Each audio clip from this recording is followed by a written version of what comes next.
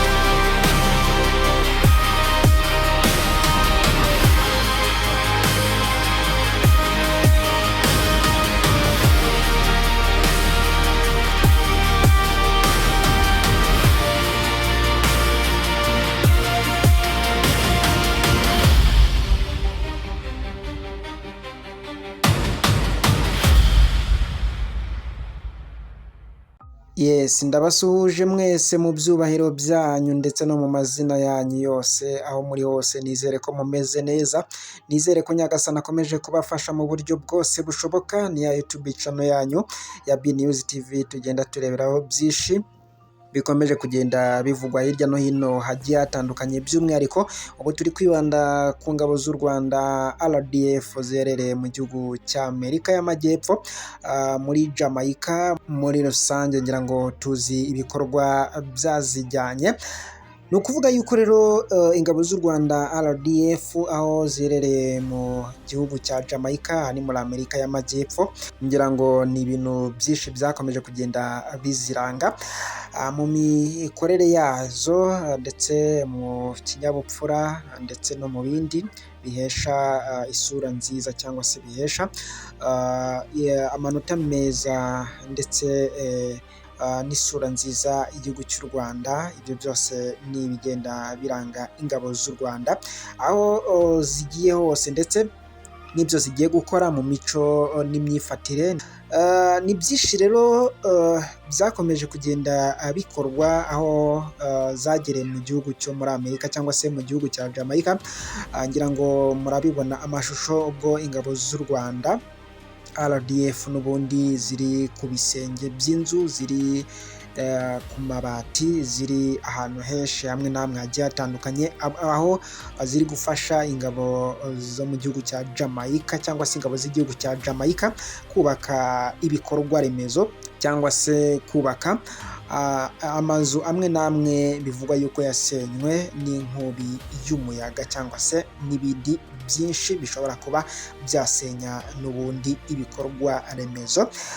Mukomeza kugenda rero mbashimira uburyo mukomeza kugenda mubana nanjye aho muri hose ndetse n'aho muherereye hose, ndetse shimira buri wese ukomeje kugenda akanda subscribe, ndetse nawe utarayikanda ukande subscribe, ndetse wibuke no gukanda ku nzogera kugira ngo tuzajye tubana neza 5 kuri 5 muri byinshi ndetse no mu buryo bwose burambuye, mu buryo bwose bukomeye cyane.